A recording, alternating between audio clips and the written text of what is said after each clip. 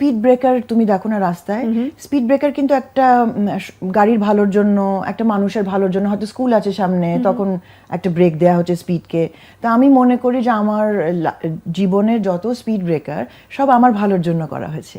জীবনের যে সম্পর্কগুলোকে আমি সবচেয়ে মূল্যায়ন করেছি, মানে আমার জীবনের থেকে বেশি মূল্যায়ন করেছি, তো সেই সম্পর্ক দুটোকে আমি যে আমার প্রাণ মতন ভরপুর আমি সময় দিতে পেরেছি, কাজ করতে পেরেছি, তাদের সান্নিধ্য পেয়েছি, এটাই আমার জীবনের সবচেয়ে বড় মেডেল।